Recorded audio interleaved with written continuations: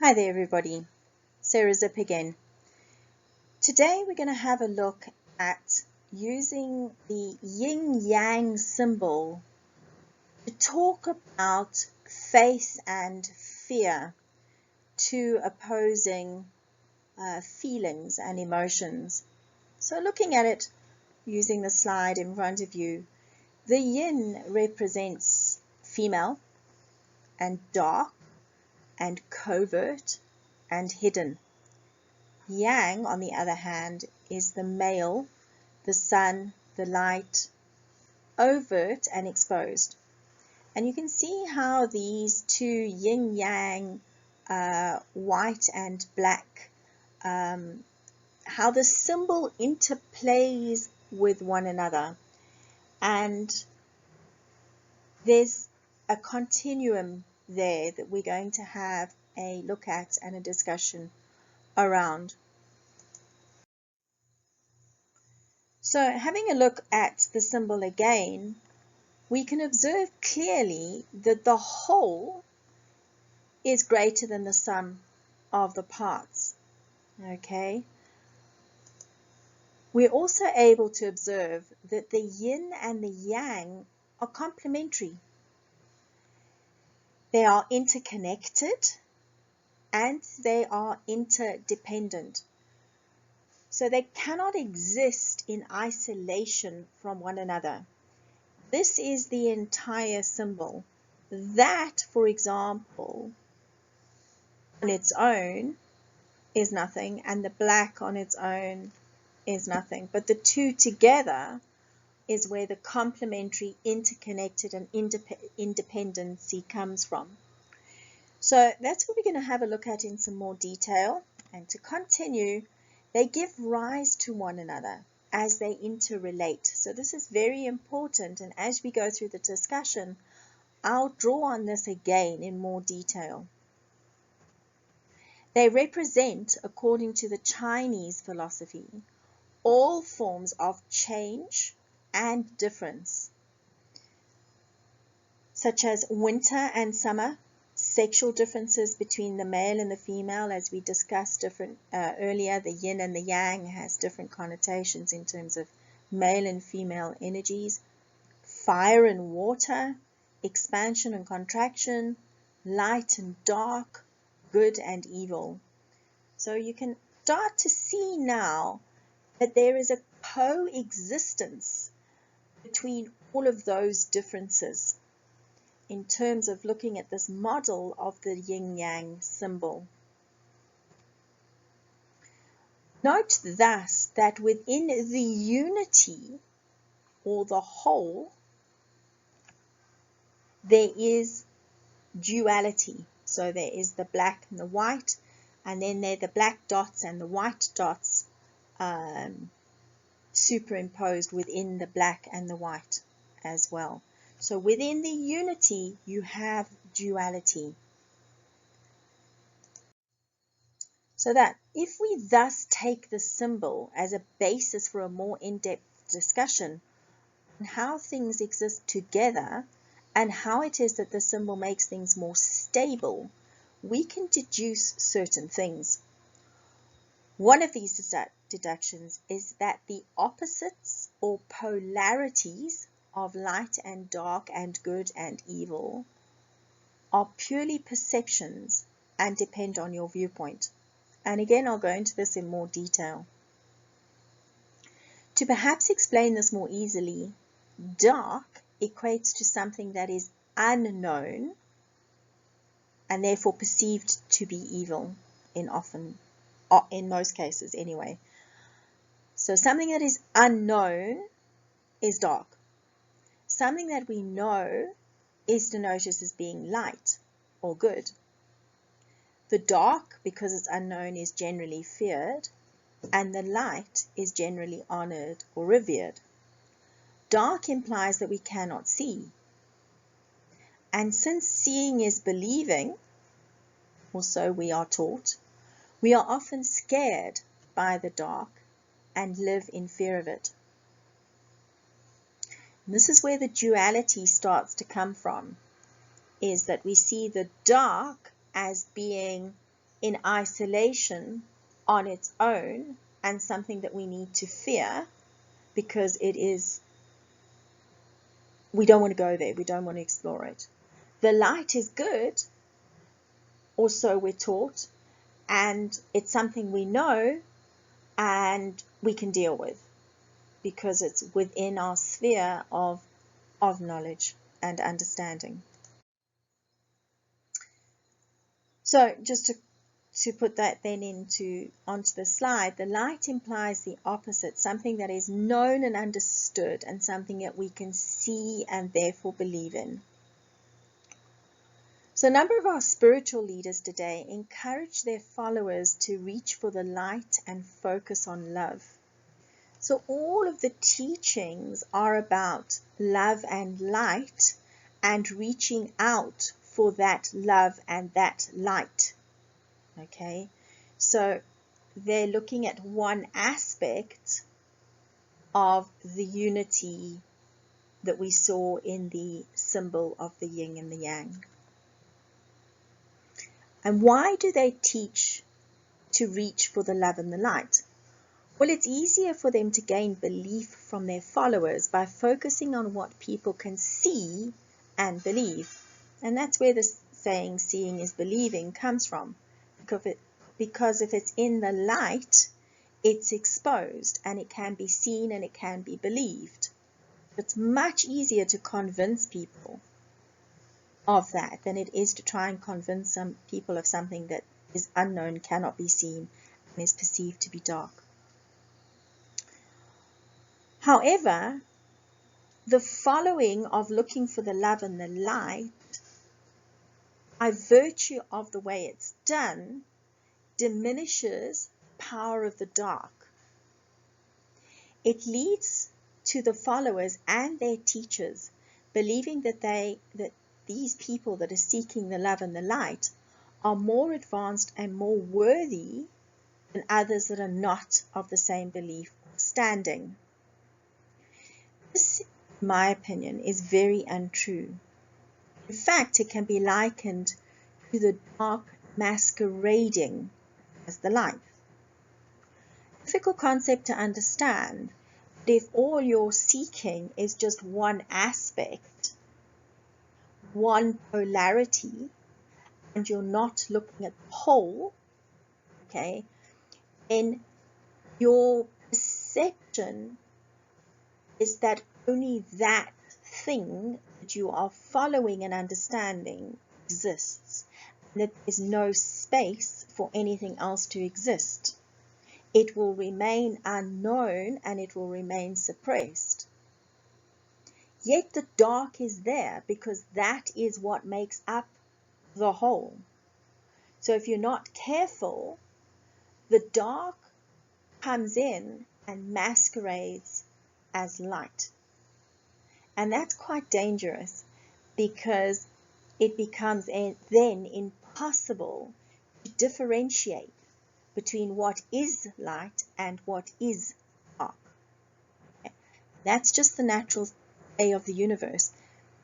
If you're focusing on one thing and there's something else that you're ignoring, that thing that is being ignored come into your life in some way, and it will masquerade whatever it is you're paying attention to in order for it to gain your attention. So that's what I mean by dark masquerading as light. As I discussed on my last video on YouTube, balance and polarity, it is important to consider both polarities, the light and the dark, and find a balance between the two. And you'll see with that yin-yang symbol, there's no perfect vision line. There is a flowing line that goes through the yin-yang symbol, where at some stages, the black and the white, or the dark and the light, has more of one or the other. And then it narrows down and the opposite happens. These are the moments of balance that you're constantly looking for. This Balance will provide you with a vantage point from which to discern, without judgment, that which for you represents good or light, and evil and dark. Okay, so it's that discernment and that judgment that is very important. Another thing that I want my followers to be aware of is that this is an ever-changing perspective, because as we grow and learn, stuff that in this moment is unknown become known, thus transmute from the dark to the light. So you've got this constantly changing, flowing phenomenon. So people who are of a single unchanging perspective are not growing, they are not learning, they are not able to transmute what is unknown to the known. So what is currently dark to light. Okay, so I want to show you on the next slide a circle pie chart. This shows you how much of what we know is really known. What you can see here is that this very small green sliver is made up of the things we in this moment know. Okay, the red are the things that we realize that we don't know. So we are aware of their existence, we have heard about them, but we don't know all there is to know about them. But we can reach out and learn about them if we choose to do so. Now you'll notice that this yellow portion here is the biggest slice of this pie. And this is the really scary bit. This is the stuff that is even beyond our comprehension of what it is that we don't even know exists. So that is what we don't know. We don't know. We don't even realize that it exists. So imagine now, if you will, the possibility of growing, of turning, first of all, this section of what you don't know but you know exists into what you do know, and then moving on and going, goodness me, I didn't even know about that at all. I didn't even know that it existed. And now, through my want and desire to learn and grow and turn the darkness into the light, I can now have a look at the possibility of turning some of this into at least knowing that it exists, even if I don't know what it's about, perhaps moving it into the green. So this, for me, is just an absolutely mind-blowing aspect of stuff that I know, I don't even know exists, and that I don't know anything about. It stands to reason, therefore, that while making decisions and passing judgments based on a very small fraction of the entire school of knowledge that we have available to us, or that we currently perceive have available to us. In other words, we pass opinion based on a relatively small level of knowledge. Does this mean that we should not have opinions or beliefs? It most certainly does not mean this. It does, however, require a level of discernment which should allow us some flexibility in our opinions in order for us to change or add to our opinions as we search and are granted more and more access to knowledge. This is a very important paragraph, and I just want to very, very briefly expand on it. Your opinions right now are your opinions. They are justified. Okay? No problem with that. However, exercise your opinions with a level of discernment. Because if you are wishing to grow as a human being on this planet, okay, know that you are going to learn things. Once you learn things, your opinions may change. If you've been completely opinionated, absolutely no space for any other learning, you may well never ever grow, and you may be judged based on opinions that are old and not very well researched. Definition.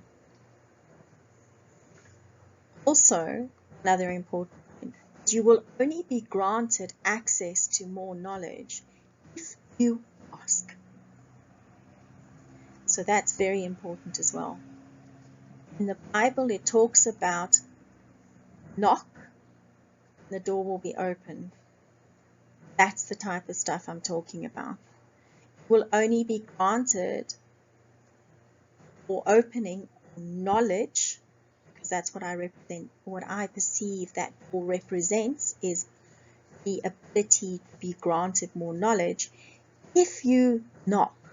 And the knocking implies an action, which is a request or an acceptance to learn more.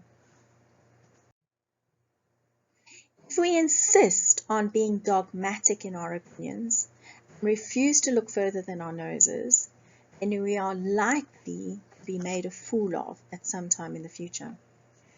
Should this happen, there could be a number of results. Certainly one of the results would involve the manipulative force of the human ego. Ego does not like to be told that it is wrong. And it certainly does not wish to feel the need to apologize. Ego death is the subject of another much needed video, which I will work on shortly.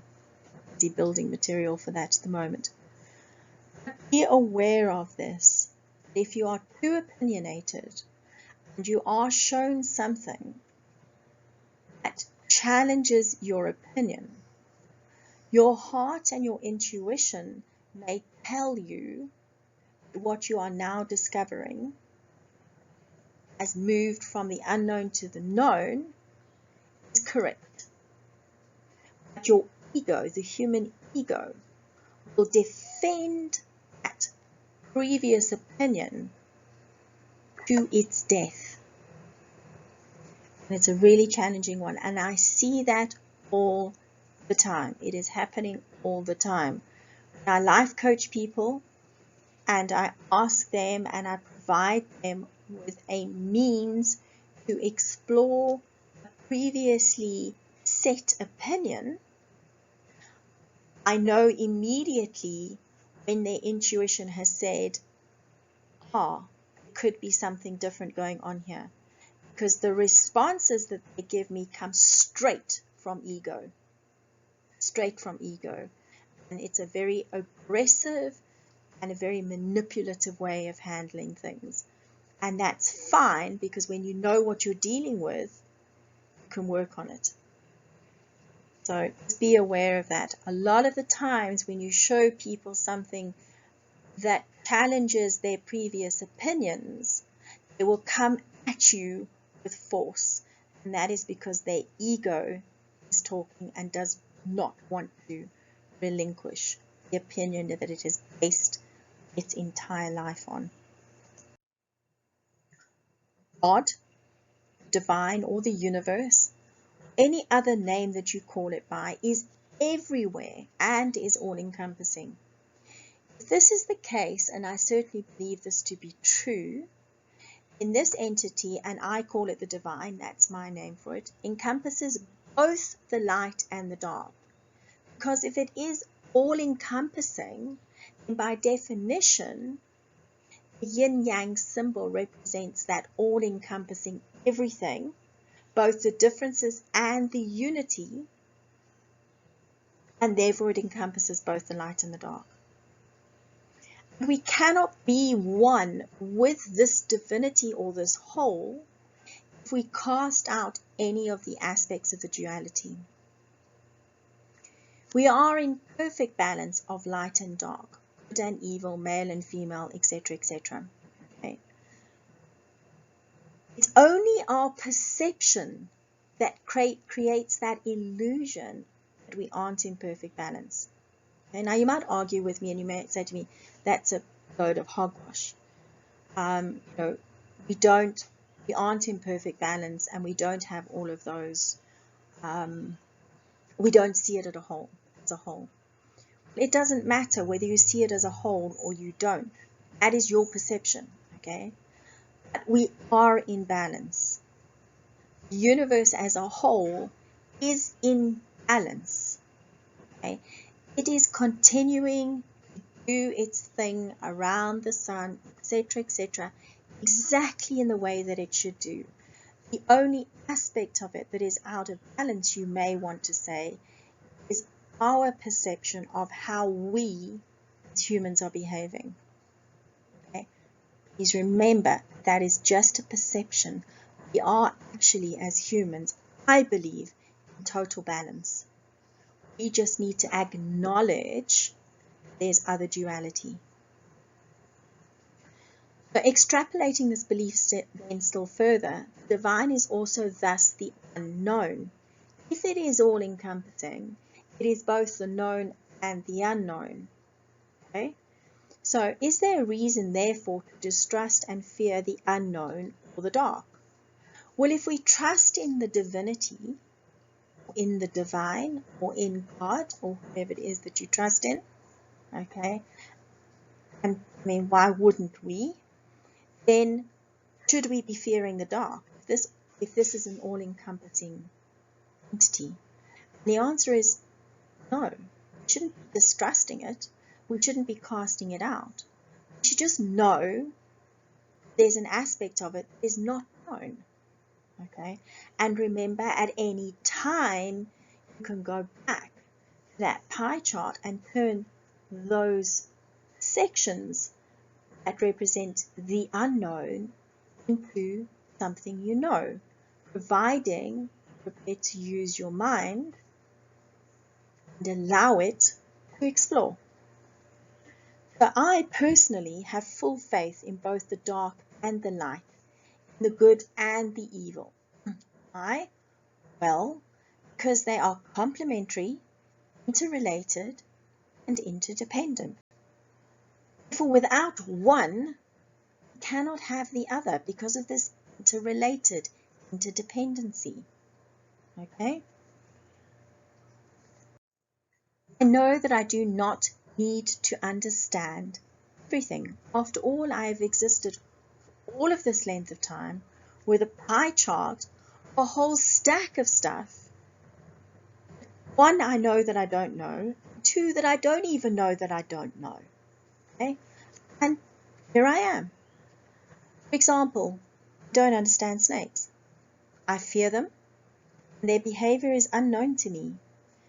Does that make them evil and dark? Well, theoretically, yes, I guess. But I do know that they play a vital role in our universe, for one. And for two, they represent to me our growth path. Okay? There are times when we hungrily seek knowledge. There are times when we seek rest and hibernation, very much like the snake does.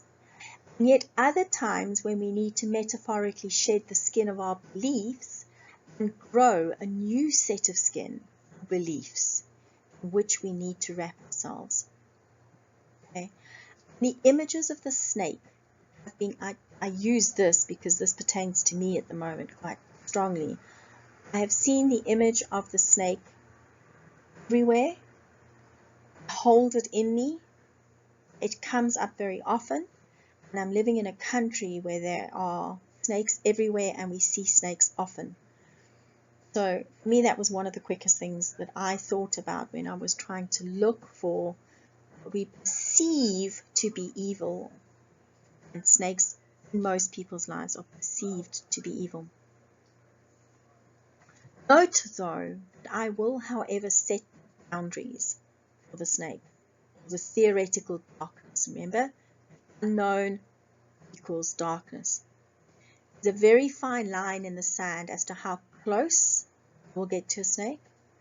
And in life, there is a very fine line as to how much darkness I will allow to pervade through and intrude into my space. Okay? So I have control over that. I accept that is all part of my life. But I have that line, as you do with the yin and the yang, I have that line that is drawn that says, that is it, that is enough. I will go there when I'm ready, and I will attempt to learn as much as I can en route to do that. Acceptance of the unknown or the dark creates a faith in all things. Okay? So purely just accepting that it exists allows us to create a belief or a faith in it. So faith is only whole, beneficial, when it exists regardless whether the aspect in which you have faith is the known or the light, or the unknown and the dark. Okay? So having true faith in the moment, in the now, and going forward into the future requires us to just accept that they coexist and they are interdependent. It doesn't need you to suddenly know everything. Okay? We are brought up to fear that which is unknown. But fear, to me, is an acronym. In my belief, it stands for false expectation appearing real. Fear. The unknown appears mostly as an aspect that creates expectation based on our morals and beliefs, education and culture, that a certain result or action will take place. Okay? So we look at the unknown, we go, I don't know anything about it, unknown, but this is what I'm led to believe through culture, through experience, through my morals, through whatever. Okay? Oftentimes this is not the case. Looking back at the snake, most people go, okay, the snake is unknown to me, they're all poisonous, they're all detrimental, I need to kill them all. It's not the case. It's really not the case. It'll only not be the case when you do some research and you turn what is unknown about snakes into what is known. Okay. Yet we continue to perceive that aspect as dark and unknown and evil, largely because we refuse to allow ourselves to do the research in order for us to become wrong. Why? Well, because ego gets in the way, as we discussed earlier. Therefore, we do not allow ourselves to process the incidents or the actions in another light. Excuse my pun of playing with dark and light. Okay? So if we allowed ourselves to transmute the unknown or the dark into the known and the light without the ego getting involved, okay, we would have something that was previously dark now being light. If we allowed ourselves to process things that have evoked fear in us, we chose to do it in a different way, we would have moved that experience from the segment on that pie chart of the unknown to the known, and therefore cast the light of knowledge on it.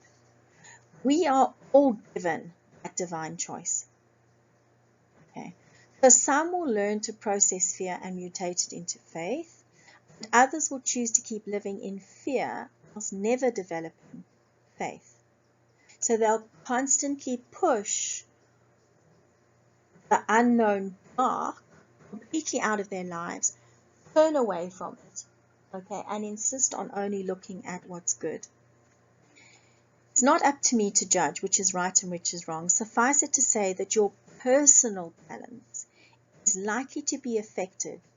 You may find yourselves spinning out of control within polarities. Thus, balance is critical to your ability to operate as a human, just being. Being off balance will ensure that you are more likely to be a human, always doing. Just to expand on this a little, your personal balance will be made up of your acceptance that polarities exist. And if you've listened to my previous video on balance and polarity, you will know that the polarities exist because that's what creates movement and that's what creates spin. So we would not be on this planet, and this planet would not exist if it didn't have North and South Pole. You can go back and do that research all for yourself. Okay. So our balance is within the polarities. It's to exist within those polarities. And if you are not in balance, you will find yourself like a spinning top, spinning unequally, unevenly, and eventually either coming to a full stop or spinning out of control completely. So instead of just finding your balance, being able to spin fairly equally and just be, because once you're turning, once you're spinning, you will stay and spin, which is great. You need that movement, you need that energy and motion. Energy and motion equals emotion. Okay? Emotion is nothing more than energy in motion. Emotion, as we know, energy and motion can be good or bad. It's just our perception of it. Okay? If we can stay in balance, we will keep turning, we will keep going. And we can just be, because we know that part of our lives is taken care of, where the faith comes in. Right? If we choose to not accept those certain things, we will become out of balance. We will end up being a human doing everything in our power to substantiate, egotistically validate, etc., our opinions, whatever it is that's putting us off balance.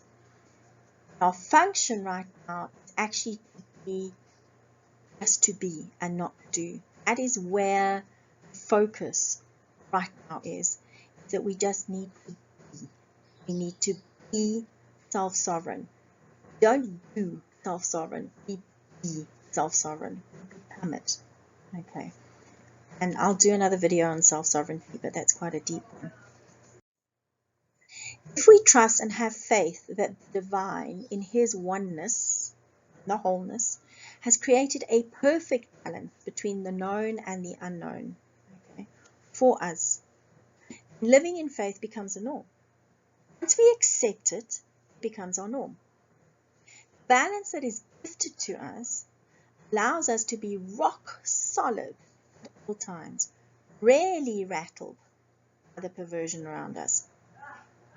So once we're in balance, once we are just humans being, okay, we will have a rock solid foundation on which we are living our lives, right? We don't need to be rattled. any perversion going on around us, because we know the dark and the light, the unknown and the known are all interrelated. They all need to be interrelated in order to have the whole. The faith will provide us with a great sense of being. We can stop this desperate doing. Okay? And by doing, I mean fighting from an egotistical perspective and opinion of others, trying to convince others we're right, convincing others they're wrong and can do it in another way. It doesn't matter. When people are ready, including ourselves, when we are ready, when all humans are ready, we should naturally allow ourselves to gravitate towards balance. Then you will sit with humans just being. And you'll have humans who have complete faith in the fact that everything that's going on right now is divinely created for us. Okay? That faith would ensure less helplessness and hopelessness, less depression and despair, less conflict and less hatred. Faith we feel will fill us with hope, a deep sense of calmness, and fill us with possibilities that are way beyond our wildest dreams. You'll notice that I use the word feel. Feel is what comes from your heart, and that is based on intuition. When you think something will happen, and you're busy thinking and doing and whatever, that's all in your head. Just being human comes from your heart. What I'm finding is that the biggest conflict humans are experiencing at the moment is this constant war between what the heart is feeling and what the brain is thinking.